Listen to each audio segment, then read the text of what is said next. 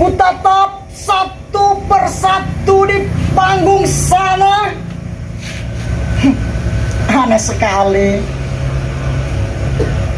Ada pejabat beribu penjilat, ada proklamator berjuta koruptor, ada politikus, mereka ambisius. Kemanakah jati diri mereka yang sebenarnya? Lekas bangun, bantulah berjuang, keluarkan bumi ini dari kemelut keserakahan, ketamakan, dan keangkuhan.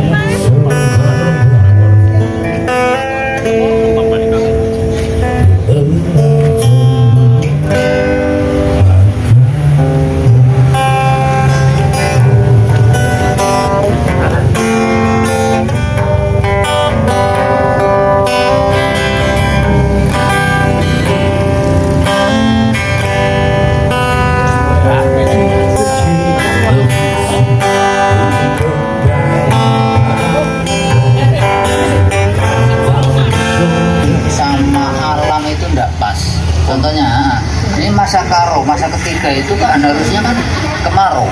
Oh kenapa kok hujan? Nah itu kan otomatis wale-wale. Di termong sana wis ora.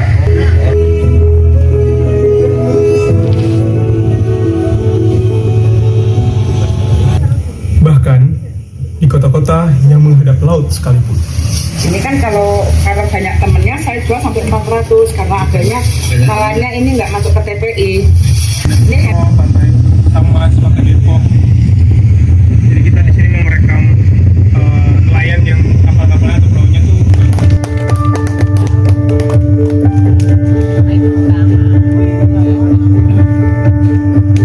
Betul-betul dokumenter, jadi kita tidak akan bicara dari segi sinematografinya itu, tapi kita melihat dari isi gitu, tidak sama sekali berguna secara praktis gitu, tapi penambangannya itu luar biasa kerusakannya terhadap alam. Emas itu kan cuma hanya hiasan saja, dan itu ada politik di situ. Emas itu anehnya ketika ditambang dan kerusakan yang luar biasa itu, dia akan dijadikan emas batangan, kemudian disimpan di sebuah ruangan, bahkan di dalam tanah dengan pengamanan yang sangat ketat emas itu, supaya dia bisa mempermainkan harganya. Aneh gitu. Secara kegunaan praktis itu tidak ada, hanya untuk hiasan. Tayangan yang barusan kita tonton bersama, sebetulnya terus terang aja kami juga kangen dengan yang dulu. Bagaimanapun Sawah Jajar itu termasuk daerah nelayan juga. Cuman terus terang aja kan imbas dari alur sungai ini pun ya sudah sangat tidak mungkin untuk bisa seperti dulu. Ya, dengan lahan yang dibebaskan untuk pembuatan tambak ya, itu sebetulnya memang sangat-sangat berpengaruh besar terhadap lingkungan juga. Karena memang pada dasarnya Sawah Jajar juga dulu yang namanya mangrove sudah ada. Cuman setelah adanya tambak-tambak udang windu itu semua terbabat habis. Karena memang orang-orang Mancina lah ya, yang sebagian besar itu mereka sewa lahan di kami. Jadi mereka itu nggak memikirkan beberapa tahun ke depannya tanah itu akan rusak atau bagaimana, itu nggak memikir seperti itu. Dan kami yang mungkin nggak tahu juga, karena imbasnya terus aja sampai sekarang juga mas. Masih ya? Yang namanya membalikan efek dari itu tambah, itu berapa tahun itu?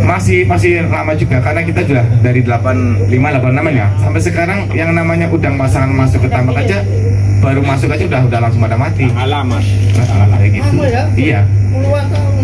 Makanya yang tadi kami bilang, yang disampaikan sama Vanessa juga, apapun yang namanya mangrove itu sebetulnya memang biotanya, tempat berkumpulnya, tempat berpecahnya ikan ataupun biota laut yang lainnya lah ya. Contoh lah kami juga sebetulnya embrio dari penjualan kami ya, kami sudah membentuk suatu wisata ya, wisata cemara ya. Kenapa kita rutinitas penanaman kami di lingkungan cemara dengan harapan nelayan-nelayan kecil juga bisa memanfaatkan dari biota tersebut, termasuk kerang-kerang juga, kayak tiram juga, ikan kecil, udang juga ada di situ juga.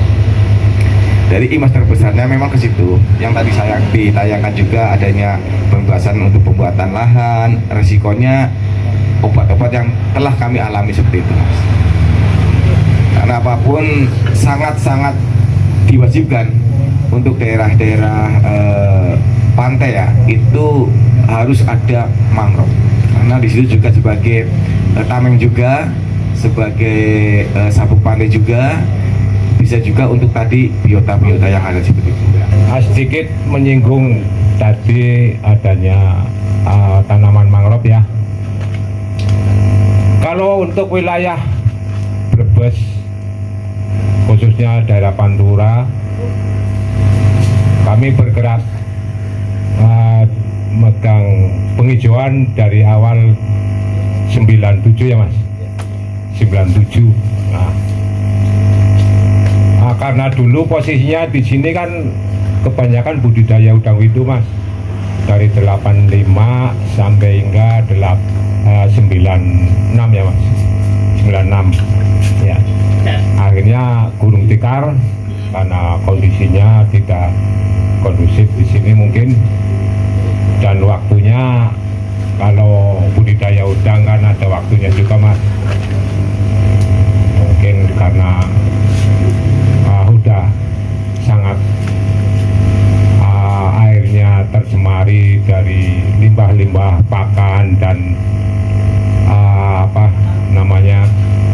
obat-obatan ya yang merupakan kimia. Pada waktu yang parah-parahnya itu kan termasuk alat-alat cantrang itu ya yang di daerah lingkungan, sampai kami pada waktu itu tahun berapa, 2007 kayak Mas, 2007 kami dibentuklah sebagai komunitas, termasuk Pokwasmas, termasuk ikut operasi polair juga sih, operasi tangkap yang tidak ramah lingkungan juga. Sempat berbenturan itu Mas? Sering Mas, sering. Sampai sempat saya mau dikeroyok orang nelayan 14 perahu kan, saya dihubung itu pernah Mas, dari orang-orang mana itu Pak biasa? Jawa Barat Mas. Sampai sini berarti? Iya sampai sini, cari itu mayoritas kebanyakan cari kerang darah yang untuk bibit yang segini-gini.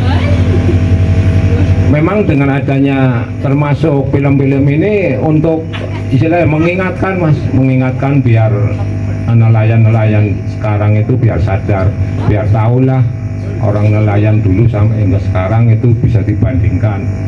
Dulu aja termasuk istilahnya balik bahasanya andon dolan balik ali uang. Tapi saiki wis aduh wis gampangane karo zaman mau. Skala besar gitu, bahkan pembalai juga terancam gitu. Tapi di Konawe Utara nanti di Halmahera itu skalanya jauh lebih besar gitu.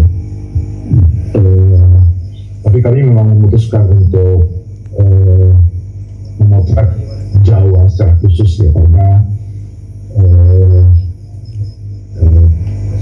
di banyak perjalanan saya sudah cukup sering merekam apa yang terjadi di luar Jawa gitu ya. Saya sebenarnya kadang-kadang bahkan melewatkan banyak hal di peristiwa-peristiwa di Jawa ini.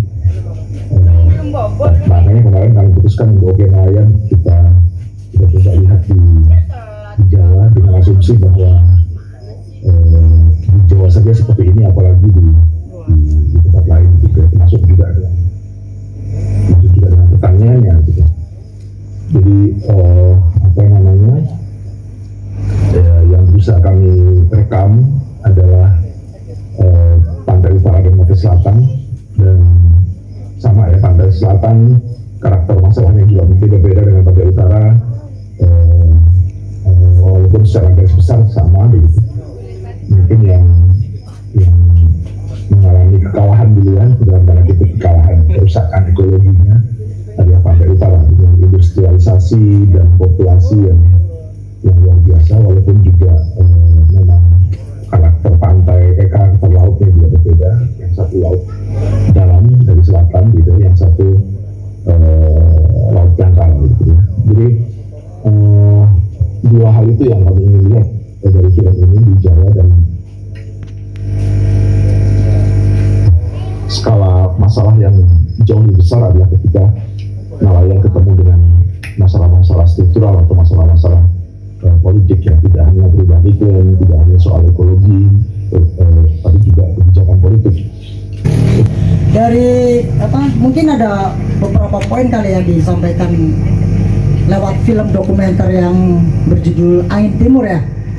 Mau nanya, Angin Timur itu, adanya judul Angin Timur itu ada filosofi tersendiri gak sih? Nggak nonton lagi. Enggak, maksudnya kan dari ya saya nonton, yang saya tangkap itu kan ada tentang BBM ya kan, tentang oligarki kan, tentang nelayan juga. Cuma pas di BBM-nya itu menurut saya kurang greget, kurang mengena. Lebih mengenanya di nelayan sama oligarkinya. Karena yang seperti yang kita tahu bersama bahwa oligarki salah satu bentuk struktur kekuasaan ya kan, di salah satu tangan di beberapa segelintir orang. Dan keren banget filmnya, saya tonton. Ini memakan waktu berapa lama dalam praproduksi, produksi sama pasca produksinya Mas Dandi?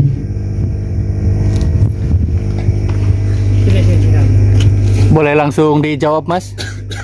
Ya, baik, terima kasih.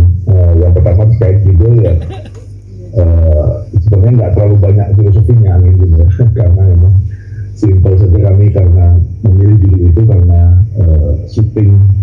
syutingnya kami ketika itu sedang musim angin timur gitu ya. Di beberapa daerah angin timur itu misalnya di Pantura, bagi nelayan di Pantura, di Pati misalnya, itu juga angin yang tidak terlalu bersahabat gitu ya, paceklik ikan lah kira-kira gitu. Walaupun di beberapa daerah yang lain angin timur justru sebaliknya, jadi tergantung lokasi juga sebenarnya. Jadi ada yang angin timur jadi musim paceklik, ada juga yang musim bagus gitu ya. Tapi secara umum di selatan kemarin juga pas kemarin dengan cuaca yang buruk. Jadi angin timur ya selain faktor waktu timing ketika kami syuting sebagai penanda adalah kami syuting di musim angin timur ya, tapi juga itu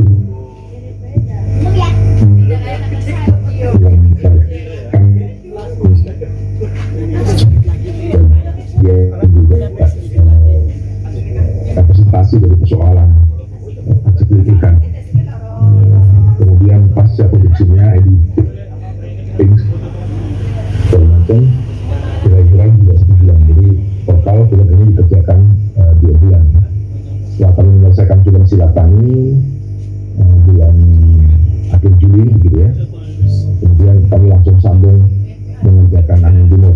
Jadi pas selesai atau pas diputar Silatani sedang musim nobar, kami sudah syuting Angin Timur. Sama dengan sekarang teman-teman sedang nobar Angin Timur, kami sedang mengerjakan yang lain. Gitu Mas. Mungkin saya untuk film mungkin lebih ke untuk ke visual, pemilihan footage itu yang saya senang banget itu sepertinya. Di luar dari itu ya tadi kayak dari pembawaan dari pembawa acara tadi membuka wawasan baru untuk Mas Dandi ya. Mas Dandi terus berkarya untuk ya nggak harus jadi abdi negara. Kalau untuk pengen membangun bangsa negara ini banyak cara ya, Mas Dandi. Kayak Mas Dandi dari apa sebutan sekarang tuh konten kreator gitu ya Mas ya. Segitu. Untuk Mas Dandi support kami lah seperti itu saja. Mungkin kayak tadi penyampaian Mas Ubay tadi untuk penanganan di oligarki, terus untuk masalah di lebih ke pekerjaan nelayan. Mungkin BBM-nya yang kurang greget tadi Mas apa ya? Kalau bahasa anak sekarang itu kurang mepet jurang gitu loh bahasanya gitu Mas. Jadi kurang greget karena kan kita sekarang anak-anak muda ini seperti tidak yang anak muda yang dulu yang hanya manut, diem, terima apa adanya. Anak-anak muda sekarang kan lebih kritis gitu. Untuk informasinya ya terima kasih lah, banyak banget tadi petikannya. Cuman saya senang dari footage-nya, pemilihan apa ya, kayak soundnya itu tadi mungkin saya sangat senang dari apa ya tadi ya, dari musik yang lebih ke dramatis, lebih ke mendayu-dayunya tadi waktu ketemu masalah. Oke lah, saya senang banget untuk malam ini. Cuman bahasan kita cuma itu aja dulu. Makasih ya Mas, terus berkarya. Sama-sama. Terus lanjutkan, nggak harus jadi abdi negara. Ya. Iya ini Mas, ini kita ini belakang sudah kerjasama dengan di desa Saujajar ini dengan teman-teman muda dari Karang Taruna, juga pihak desa. Karang Taruna di sini cukup aktif lah dan solid untuk kegiatan-kegiatan seperti ini. Di beberapa desa memang agak susah, tapi Saujajar ini yang mayoritas, berapa tadi 60% nelayan itu anak muda itu merasa juga terbuka cakrawala berpikirnya. Jadi mengetahui pencerahan geopolitik lah, sampai kebijakan-kebijakan yang tidak terpikirkan ternyata ini semua juga tidak lepas dari kebijakan politis dari elit-elit kita lah. Sampai dipaparkan siapa pemilik tambang ini, si ini itu sangat membuka cakrawala berpikir. Begitu Mas, Dendi itu. Terima kasih Mas. Silakan ditanggapi Mas. Matur nuwun Mas Ari tadi ya, Ketua Karang Taruna. Saya senang mendengar bahwa teman-teman Jelaka Suta punya partner yang juga progresif gitu. Terima kasih untuk semuanya yang sudah menyadarkan, memutarkan film ini dan mempertemukan film ini dengan garis depan di masyarakat gitu ya, dan juga dengan generasi baru di pesisir atau generasi baru peradaban nelayan gitu. Memang betul kalau soal BBM tadi memang kalau dirasa tidak terlalu mendalam gitu ya, karena memang tadi cakupan masalah yang kami ambil itu memang ambisius banget ya. Semua masalah mau kami ambil gitu ya, dari dampak perubahan iklim ya, dampak cuaca yang tidak menentu gitu ya, soal BBM, soal terumbu karang, soal pencemaran tambak udang, sampai soal oligarki gitu. Jadi terlalu ratus memang film ini untuk memotret semua masalah itu nelayan. Itu pun belum semua gitu ya. Kita belum masuk ke soal harga jual, kita belum masuk ke soal lika-liku perdagangan ikan dan macam-macam. Jadi masih banyak banget sebenarnya. Kalau kita bedah lagi ke dalam Omnibus Law misalnya soal zonasi, kita juga baru selintas membicarakan gitu ya. Belum lagi kita bicara tentang skala-skala penangkapan yang besar, troll, pukat harimau, ini baru cantrang kecil yang kami bahas. Jadi memang banyak sekali masalah di nelayan ini, di laut ini, tidak kalah kompleks dengan film silatani atau masalah pertanian yang kami angkat sebelumnya.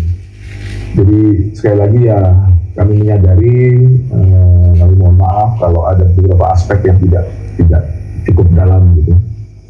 Yang kedua ya sebenarnya BBM ini kemarin momennya cukup pas, walaupun kami ketika selesai syuting baru ada kenaikan gitu ya, tapi kami segera berusaha. Itu sebenarnya pas di transisi menjelang kenaikan selesai syuting. Jadi kami tidak mendapatkan atau tidak sempat merekam ketika momen kenaikan dan dampak di minggu awal gitu. Tapi saya pikir kalau yang nonton nelayan sudah bisa punya imajinasi, bahkan tadi sudah bagian gambar sudah kami tunjukkan bagaimana bahkan kartu nelayan sekarang pun juga tetap harus diundi gitu ya. Setelah diundi dapat nomor antrian, itu pun belum tentu dapat barangnya di APBU gitu ya. Kalaupun ada barangnya belum tentu dapat ikannya. Kalaupun ada ikannya belum tentu harga jualnya nutup dengan biaya produksi. Jadi gila udah pokoknya ini. Nelayan itu sama dengan bertani juga seperti berjudi gitu ya.